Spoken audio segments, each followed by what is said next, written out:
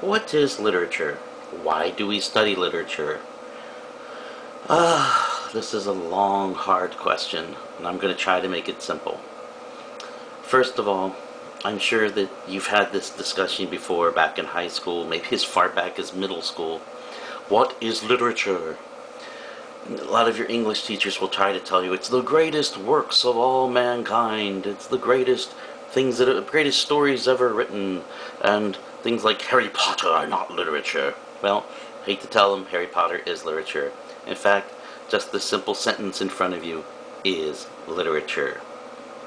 Let's see what the actual definition says. Any kind of printed material, as circulars, leaflets, or handbills. Literature describing company products. Literature basically comes down to anything that's written. Okay? So, anytime you write something down, you're doing literature. You're writing a grocery list, it's literature. Because literature in Latin literally translates into body of written things. That's not quite literal, but it's close. So, we could then kind of narrow it, and what's kind of happened is that we've decided that literature is a little bit more important than just grocery lists and letters to Nana. So we've decided that literature can be an entire body of writings, a collection of writings, like all the writings in a specific language, or during a certain time period, or by a certain kind of people, etc. So we could look at the literature of England, or we could look at the literature of women, right? And then finally, this is one that most English teachers will agree with. These are the writings in which expression and form, in connection with the ideas of permanent and universal interest, are characteristic or essential features as poetry, novels, history, biography, and essays. Okay, this is the stuff that educated people like to argue and debate. These are the sorts of writings that are meant to be deep and meant to make you think, meant to instigate you in some way, shape, or form. And finally, well, the writings dealing with a particular subject, so all the literature of ornithology, all the literature of psychology, all the literature of comic book analysis. There is such a thing, right? And our last one is literature. A literature is how it's actually pronounced. A literature is the profession of being a writer or an author. So when you stop and think, oh my god, literature, let's put it up on a pedestal and worship it, it's not that at all. Literature is anything that you read, anything that is written, and that, we interact with it constantly. So I'm not going to get upset with you if you don't like a particular story that we read, or a particular play, or you definitely hate the poetry unit, whatever. Because everybody comes into this with a different background, different series of experiences. And if you don't have the experiences to connect with a certain piece of literature, you're not going to like it. You're not going to understand it. It's going to be frustrating for you. And I'm fine with that. I always hated the teacher who said, "What do you mean you didn't like that book? It was great. It was one of the most wonderful books ever written." If you went to Falston High School and you had Mr. Saja, I'm sure you know what I'm talking about when he talks about The Great Gatsby. Personally, I liked Gatsby. I didn't like it as much as he liked it, but I thought Gatsby was a fun book, interesting book. Didn't think it was the greatest book ever written. I have my problems with Gatsby, but everybody has their own unique approach to it. And if you try to read something and you hate it, that's fine. I am not going to get all over you for that. And we are not going to be reading Shakespeare in here except for maybe some poems. So, take a deep breath. Shakespeare is hard. I don't know why people throw Shakespeare at you in high school or your first year of college, because, it took until my third year of college before I was really, truly understanding Shakespeare. So, we're just going to try to do, whoops, that's the wrong slide. We're going to try to do just some basic interpretation, some simple analysis. Now, just to show you how complicated those things can be, there's actually a career called literary analysis, literary criticism. There are college professors who spend their entire lives doing nothing but criticizing and analyzing literature. And they even write books about their analyses of literature. I don't know. I wish I could figure out how they do it, because I would love to be able to make money doing that myself. But, so, there are various schools too. There's not just one way to analyze literature. Most of you are familiar with the traditional method. This is what you probably did in high school. The oldest method, and the one that's most often used, is where you just look at the story, you think about the time frame in which it was written, what does it tell us about those people, but mostly you're just looking at the skill of the writer. You're looking how well the writer wrote the story, what happens with character development, how does the plot develop, and especially the use of literary devices. There's foreshadowing. Foreshadowing is very important in this novel. If you read Of Mice and Men by John Steinbeck with George and Lenny, foreshadowing is very important in that book. So, yeah, there's a lot of literary devices that can be used. Irony is another one. We'll talk about that more in poetry. But there's a lot of different things people use. And one of the biggest one is symbolism. And you see this little color chart, and we're going to come back to that a little bit later. But color is often used for symbolism in stories. People don't just randomly use colors. There's usually a purpose for it. Right? Now, new criticism is very popular these days. New criticism says we're going to ignore all the other traditions of literature. We're not going to worry about its biographical or historical context. So we don't want to know anything about the writer. We don't want to know anything about the period in which it was written. Instead, these people look at the particular words and images and the complexities of the meanings in the story. And then what they do is they apply it to the world today. They really kind of, in some ways, pushing it into an agenda that they have. I want to talk about such and such, and this story really helps me accomplish that. This will help people understand my agenda. We see this a lot in gay and lesbian literature, in feminine lit, where they'll take a story and say, we're just going to ignore everything that went with it in the past. We're going to look at how it applies to issues we have today. And it's not a bad thing, but it does sound kind of strange.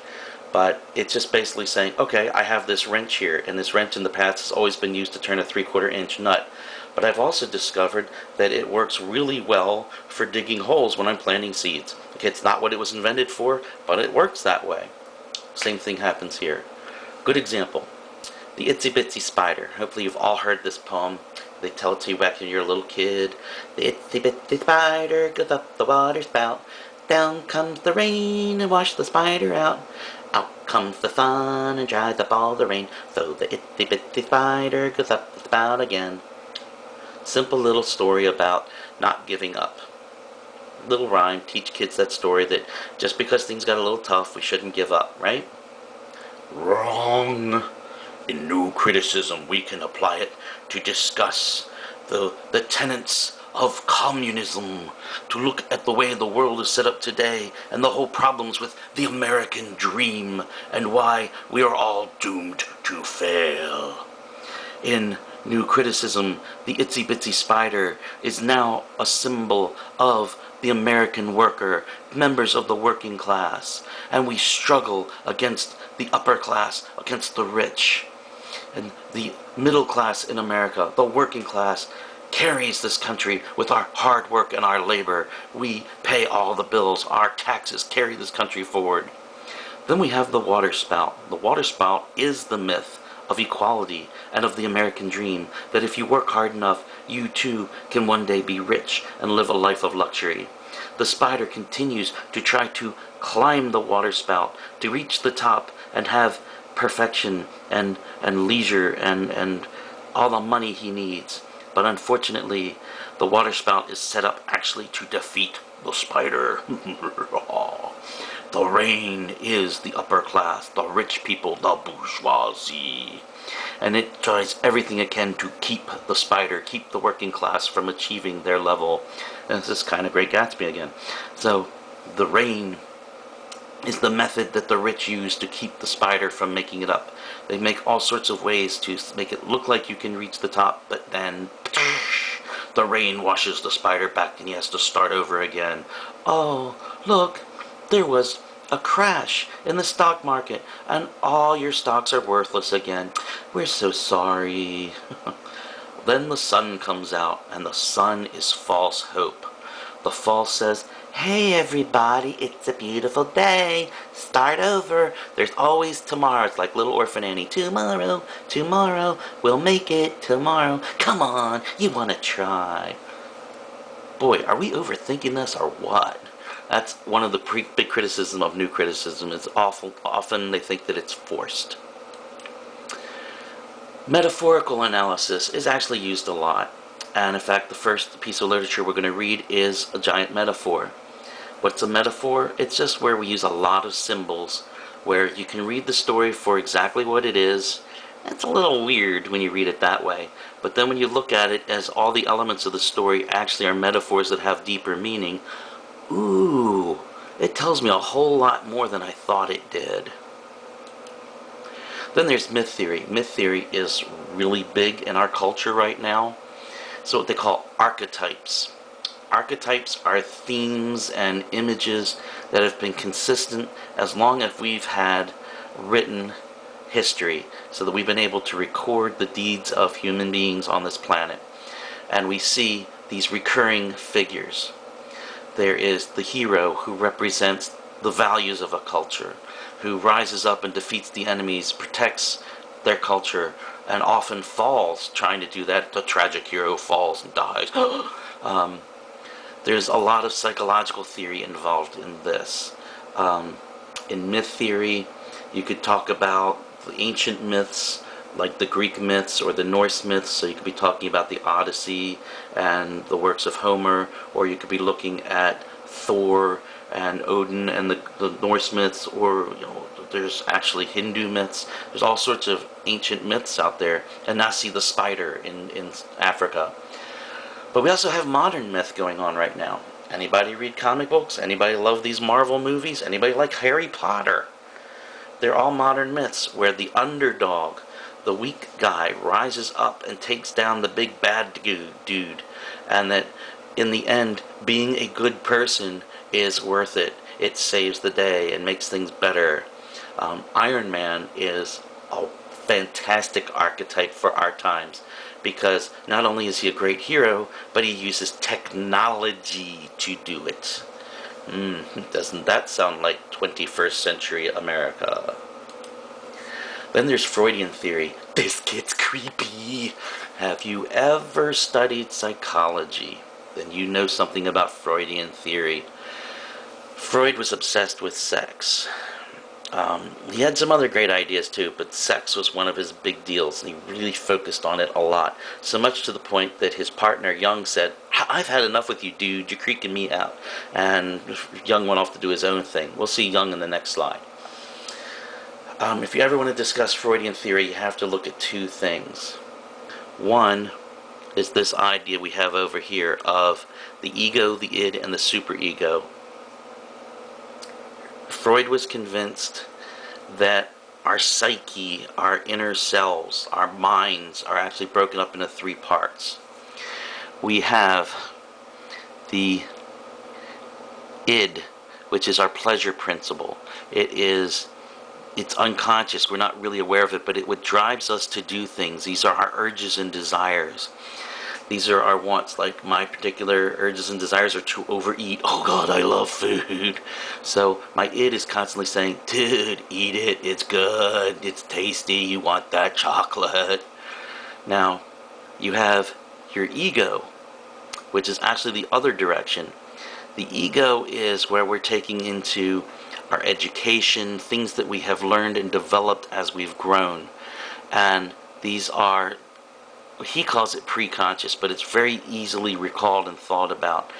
These are our moralities, our idea of what we should be doing. This is what's right. So you really shouldn't be eating that chocolate. It's more calories than you can handle for the day. Do you ever want to lose that weight? But it says do it anyway. Ego says, no, no, no, no. You can have a piece of broccoli. That is so much better for you. And you can even have a little cheese on it. So ego is more like reason, and id is pleasure. If you've ever seen those cartoons with the little angel and the devil, the angel's ego and the devil's id, and id's over there going, come on, you know you want it, go for it, dude. And ego's, no, no, the proper thing to do is... Now, where does super ego come in? I think I screwed this up. Yeah, that was super ego I've been describing all this time. Ego's the one that tries to combine these two. Super ego is the one that says, this is what you should do. Ego is the one that sits there and says, okay, we want to do this, we should do this, what will we do? Okay, so it's our conscious section. Ego is what finally makes the decision. Ego is us. It's who we are. So super ego, it's the ideal. It's the best part. It is, I want, it's the whiny little kid in us. Okay, alright, I always mess that up. Now, whoops, back up, sorry. The sexual stages of development, also another big thing with Freud, is that he felt we go through 5 stages of development. We start off with our oral stage. Little kids suck their thumbs, put everything in their mouth. They explore the world orally, okay? Oral gratification, does it taste good? Then we keep working with it. If it's not good, we spit it out. Then we move to the anal stage. What's the anal stage? This is called potty control. Until you reach the anal stage, you just poop your diaper and you don't worry about it. The anal stage, we learn how to use the potty. We can hold it until we get to the toilet. So we learn how to control. We learn how to clamp our butt shut. Now, there are people who never leave the anal stage. What's the anal stage? These are people who are obsessed and must do things a certain way. Once you get past the anal stage, we get to the phallic stage. And the phallic stage is actually a pretty mellow stage. This is just where children learn there is a difference between the sexes. Okay, a boy has a penis and a little girl has a vagina. So what? It's just the way it is. They learn these things. They realize that girls are different from boys and boys are different from girls. And they're still pretty much doing the same. They still play together. They goof around together. But girls are playing with dolls and boys are beating each other up with their baseball bats. And they don't really understand why. They just know there is a difference. And then there's some girls who are beating up the boys with the baseball bats, and there's some boys playing with dolls too, and that really gets confusing. But Freud didn't go there. Or if he did, I never read that section. Then we get to latency. Latency is pretty much middle school, according to Freud, or just before middle school. This is ages 7 to 11. Here's where the child is growing, and there are sexual urges, but they're pretty quiet. They don't understand them. This is when you see a lot of this in middle school, where the girls are like, oh, Teddy's my boyfriend. I love him. We hold hands. And he's like, whatever. They don't have any clue really what they're talking about. There's no kissing yet, and if it is, it's just simple quick pecks, and they don't really understand what's going on. They're imitating what they see adults doing. Then finally we get to the genital stage, which is when you actually start sexual interaction, where kissing actually means something, when holding hands gets you excited, when boys and girls start getting aroused. They start looking at each other and start thinking dirty thoughts. This is when you start thinking about making babies. And unfortunately, most people stay stuck in that. They never really get past this stage. There is another stage beyond genital where we reach maturity. And once we reach maturity, that's where we we've met our mate, and we are set for the rest of our lives. And we don't need to worry about the hunt for reproduction. Something interesting that Freud came up with also is the Oedipus complex, and this shows up a lot in literature. In the Oedipus complex, first of all, you would have to read Oedipus, and we'll talk about Oedipus a little bit more when we get to the drama component.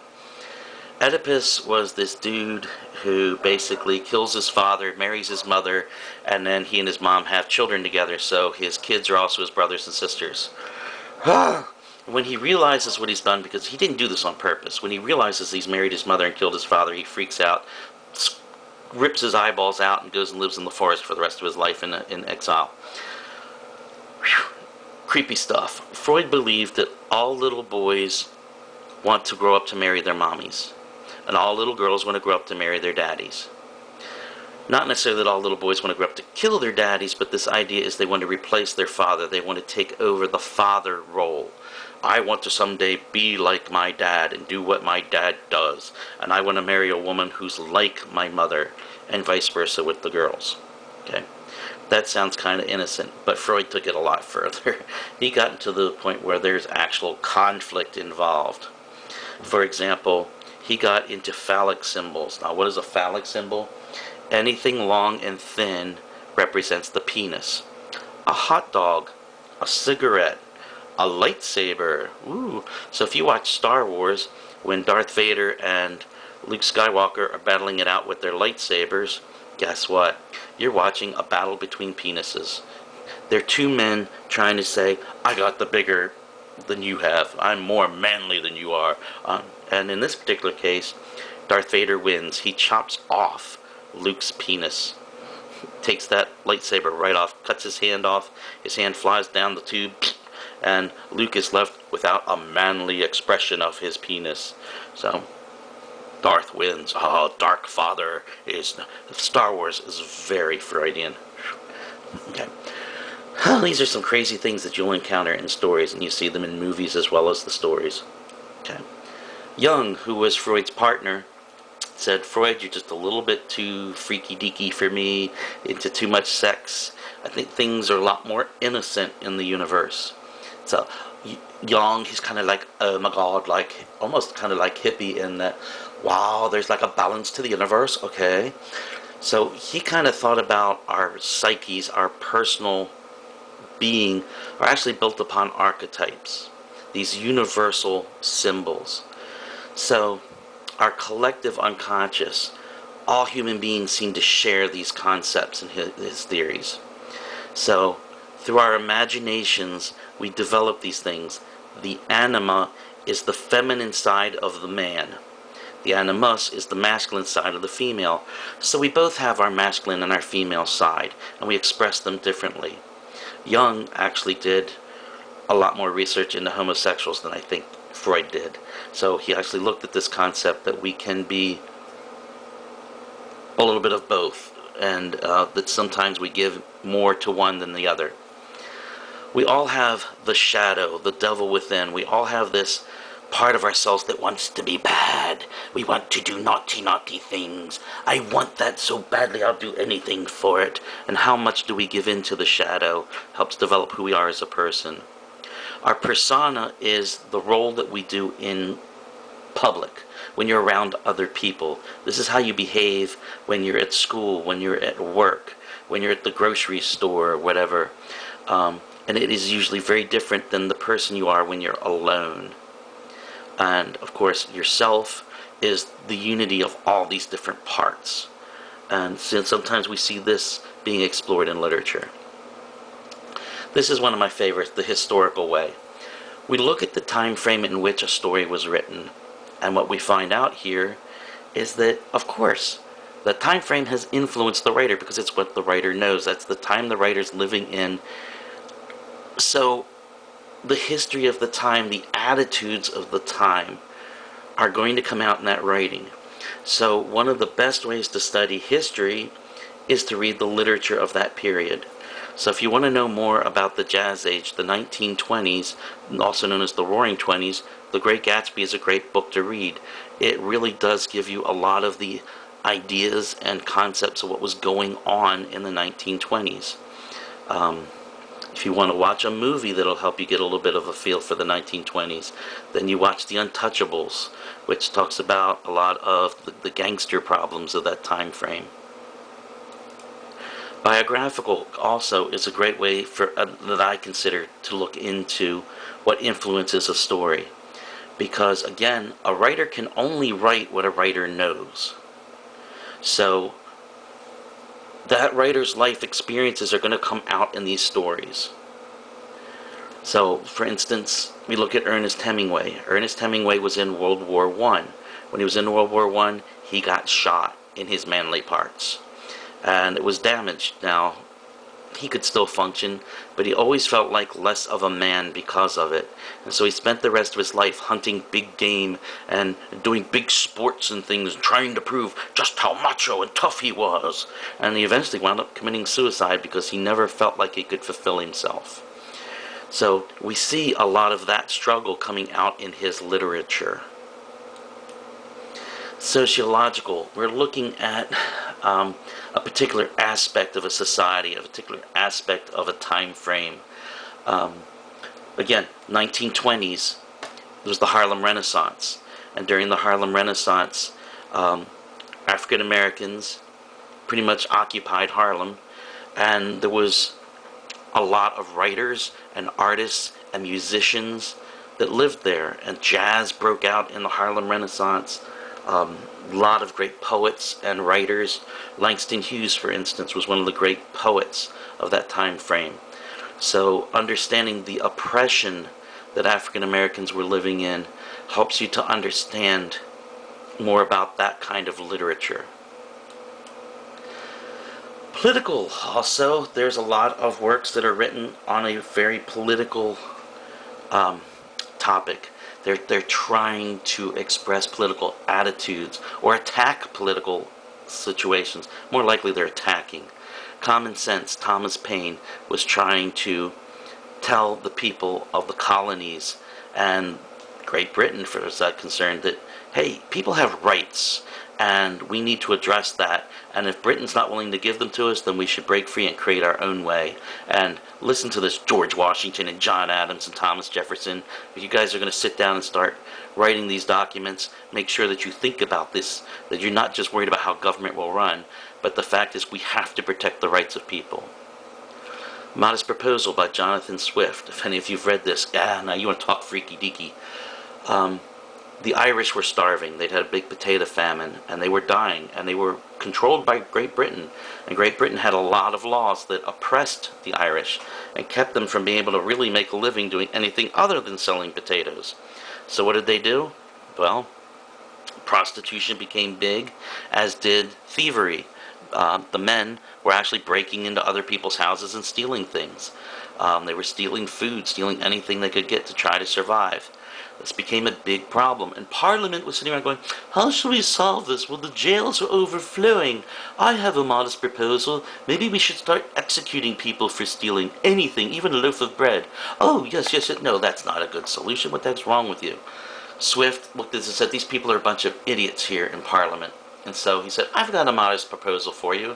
And he wrote this story about how one of the big problems was that through prostitution and the fact that the Irish were all Catholic, that they didn't believe in birth control, they were having all these babies they couldn't support.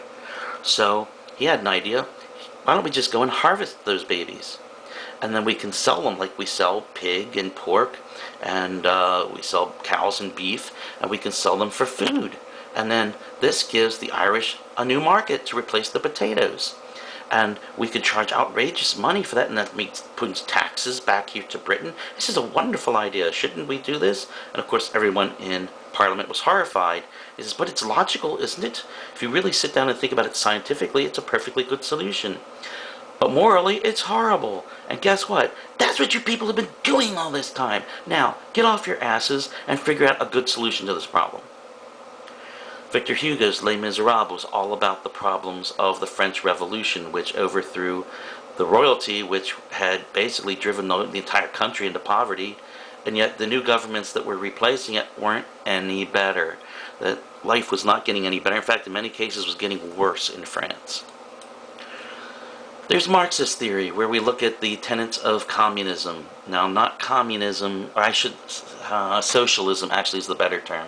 We kind of think of it as communism now because of Russian communism and the Chinese communists and North Korea's communism. But really, Marxist was describing a way that we could get along socially and everybody be equal and have a fair share, and everybody have what they need to survive. So these books, like The Grapes of Wrath and the works of Upton Sinclair, talk a lot about the working class and about the sharing of wealth. Moralist theory. Whoo, boy, we're really getting into it. Now we're getting religious. This is where we're going to sit here and try to talk about what people should and should not do, what is right and wrong, trying to discuss what is justice, what has God told us we should do and what we should not do. And like books like The Scarlet Letter show us that God has said, "Thou shalt not sleep with thy neighbor," and yet the people who are condemning the woman who has gotten pregnant by sleeping with her boyfriend out of wedlock are horrible people. And she's actually a very nice person. She's a wonderful person. They actually could not survive in this society without her help. And yet she has to run around wearing the Scarlet A, advertising to everybody that she is a sinner. Every Man was a medieval play. Moralist was really big in the Middle Ages, where literally every man gets up out of bed and he walks out into the street and he starts encountering the deadly sins. Sloth is out there. "Hey, dude, why are you gonna go to work? It's a beautiful day. Why don't you sit here under this tree with me and just enjoy the breeze? And look, there's berries. We don't even have to get up to eat. It'll be nice." And every man, of course, is a good moral person. "No, I must give in to virtue. Virtue says that I should go to work and contribute to my society and help everyone along." And he leaves sloth behind and he goes on, he meets up with anger and all sorts of other different sins. And he always prevails because that's what people should do. I'll just skip that one. Feminist has been really big since the 60s, or actually it's really exploded since the 70s. And where we're looking back through literature and at literature today that talks about women's issues. How have men oppressed women throughout history? There have been times where women actually were in control, where women had a better say in things. So we're trying to look at the fact that, that we have these traditions that say a woman shouldn't get equal pay for this because she's not as physically strong as a man. Well, let's look back to, say, ancient Greece, where a woman actually was in charge of a lot of things, and men were almost second class. So that's an interesting way of looking at things and trying to promote that the modern day politics are not necessarily the only way of looking at things. Same sort of thing goes for queer theory. They look through and say, hey, homosexuality is not something new. It's been around a long time, and different cultures have embraced it in different ways, or as our culture, which really only since the Victorian era really said, "Oh, homosexuality is horrible. Back in the closet with all of you." So it's really only been the last 150 years or so that people were actually totally horrified by it. And it comes and goes in waves, because it's also said in the Bible that homosexuality is wrong. So we look at how different societies have tried to deal with and understand this concept. Eco-criticism. Okay, this is green theory in literature. We look at man's relationship with the wild. How do we survive with Mother Nature? Can we survive with Mother Nature? Well, we have to develop, like a lot of science fiction says, we're going to have to develop our own ways to control the weather and dominate all of nature. So, those are just some examples. There are many, many more. And I don't expect you really to master any of them, but we are going to play with some of them throughout the course of this class. The class of this course? Anyway, real quick, big thing, I'm going to come back to symbolism a lot in this class. So when you think about symbolism, a symbol is just something that's used to represent something else, and it's usually something that's easily associated with it. We have, for over 200 years, looked at a bald eagle as a symbol of America. That this particular flag, the 13 stripes, the red and white stripes, represent the 13 colonies. The red stripes came from the British flag, and the white stripes were virgin territory. Something new is being established here. And the blue field, each star represents a different state in our union. So every time we add a state to the union, we have to do a new flag with more stars. Republicans are elephants. Democrats are donkeys. There's a very complicated explanation how both got to be associated with these different animals. Neither one is really all that complimentary. Okay.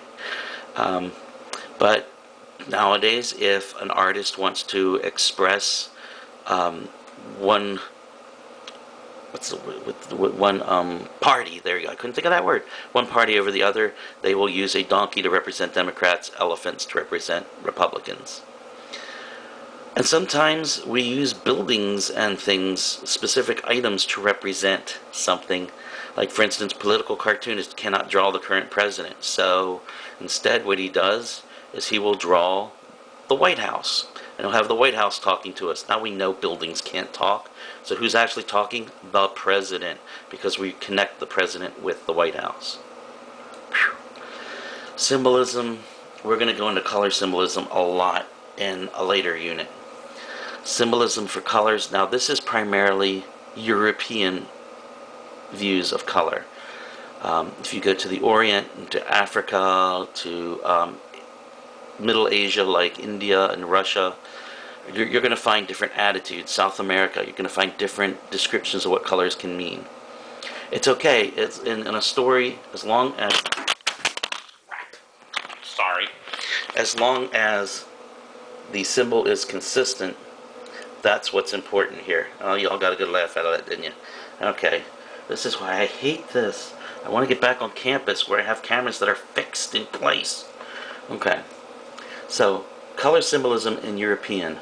Black means sophistication and power. This is why power suits. Men wear black suits when they're negotiating for business. But black is also mysterious and also can represent evil and death. Why? Because the night is black.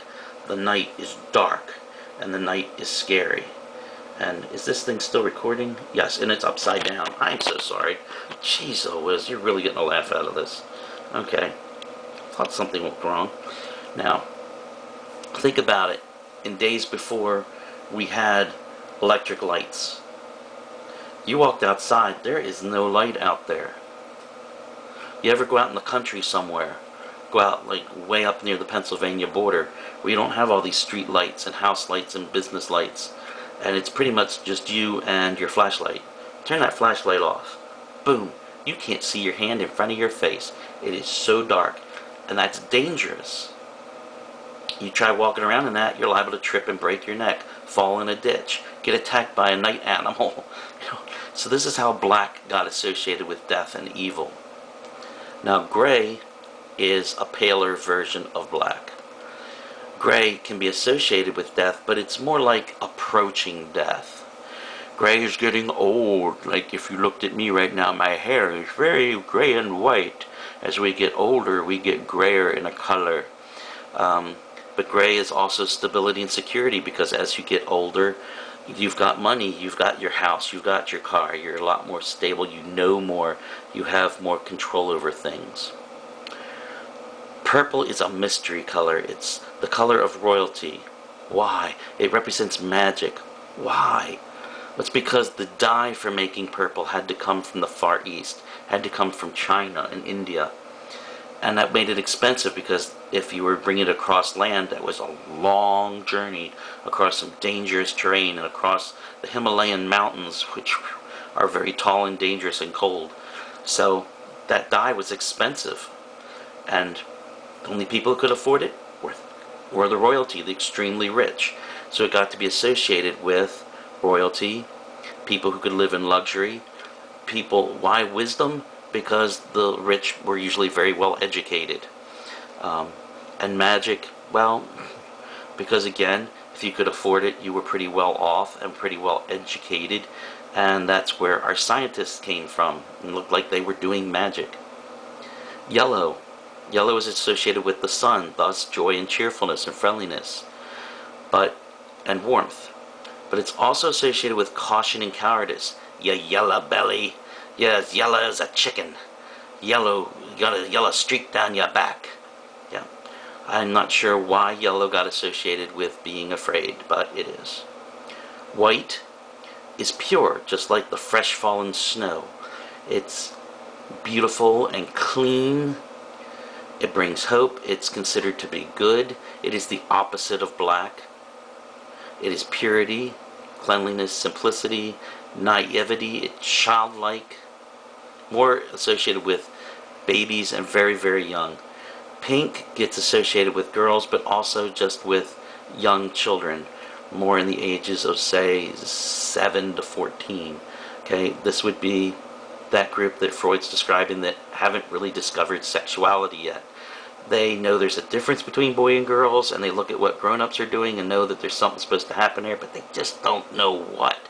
So pink is innocent. It is beautiful. It's friendship. It's sensitive. And it can even be somewhat romantic, but in a very innocent way. It's hand-holding, not making out. Red, on the other hand, is passion, romance. It's sex, full-out sex. It's also danger. It's also excitement, and daring, and urgency. And it's energetic. It's emergency. Why is red all of these things? Blood. When sex is involved, when passion and romance are involved, our blood gets pumping, especially for the guys. Guess where that blood's going? And so, boom, blood. Danger. If you're bleeding, you're in danger of dying. You need to get that bleeding under control. There's an urgency there. So, danger gets associated with it. And it's excitement. When you're out somewhere and the adrenaline's pumping, your blood is pumping. So, again, that's where red comes in. Blue is peaceful, it's stable, it's calm. What's blue? The sky is blue. Often water is blue. Calm water is blue. Ocean is usually gray because it's being all stirred up. Or if it's all muddy, it's been all stirred up. But calm water is blue. Green, life, growth, the environment. It's healthy, it's healing. It's also money because in America, money is green. That's not true in other countries, though. So, you can see how these colors get used to represent things in a story. So if you're reading a story and this guy comes along and he's wearing a lot of green, the author might be trying to tell you that this author is rich, or might be trying to tell you that this is a farmer or someone who's associated with the earth. Some common symbols you're going to run into. You'll see doves. They usually represent peacefulness. Ice represents death. Ice is very dangerous. Anytime you see ice, this is a bad thing. The seasons. Spring is rebirth. It's youth. It's the beginning. And then summer is still youth, but it's a more mature youth. We're learning. We're growing. We're in the prime of our life. Then we get to fall, and we're getting older, and things are dying back. And then we finally get to winter, and things die. And we go into this long slumber before we can awaken again in spring. Water is associated with birth and rebirth. Well, for those of you who are very familiar with Christianity, you get baptized with water. You are reborn into the life of Jesus. Where did this come from? Because water is also associated with birth. What happens just before a baby's born? Your water breaks. Plus, all life originally came from the water. Eagles are often used to represent freedom, liberty, strength. A skull represents death, and I don't think I have to explain that. Roses are love and beauty. This is why men like to give women roses, because it's romantic. It represents love. And it represents love in several ways, because not only is it this beautiful flower on the end, but it also has thorns, because love can be painful. Love is never easy. A crown represents wealth or royalty. A wedding ring is used to represent love or commitment. You see the crossbones, danger, death. A sunrise is a new start, a beginning, the day is beginning. A full moon can be danger or weirdness. Now that's a weird one. Again, think back to before we had electric light and you were going outside at night. When a full moon is out there, there's a lot of light on the ground. You can see better, but you still can't see perfectly, and it casts weird shadows, and things look strange. And so things that you were very familiar with during the day looked very different at night and under a full moon. And people would often feel that it was safe to wander around under a full moon, and it really wasn't. And they were encountering a lot of things at that time that they normally wouldn't have seen because they wouldn't be out any other time at night. And so they thought this was very weird, but actually those things went on in any nighttime situation. Some archetypes: the hero, the villain, the mother or nurturer, the father who's the leader, the underdog who has to struggle against all horrible odds to win. We go on a quest of learning, a quest to discover, a quest to find. There's the fall, we lose our innocence, we learn the hard way. There's the outcast, or the one who is blamed for everything. Star-crossed lovers who we know, as much as we want to see them succeed, are not going to win. They're going to have a horrible time. The tragic hero who, we love him, but he or she is not going to succeed. They're going to come to some horrible end. And then the anti-hero whom we root for even though we know we shouldn't. The anti-hero, there's a lot of them today. The anti-hero goes around with a gun killing bad people. Well, we like to see the bad people gone. But you know, what gives the hero the right to go around killing people? Doesn't that make him or her just as bad as the others? Harley Quinn is a good example of an anti-hero. Animal symbology. A horse is a hard worker. A lion often represents royalty. Bear for strength. An ant, again, hard-working. Dogs are faithful. Pigs eat too much and are lazy. And snakes are evil. Okay, I think I've bored you to death with all this. So these are just things to think about as we go through the course. We will come back to them again and again and again, and I will always refresh your memory before we use them. Okay, take care, and I will see you in the next video.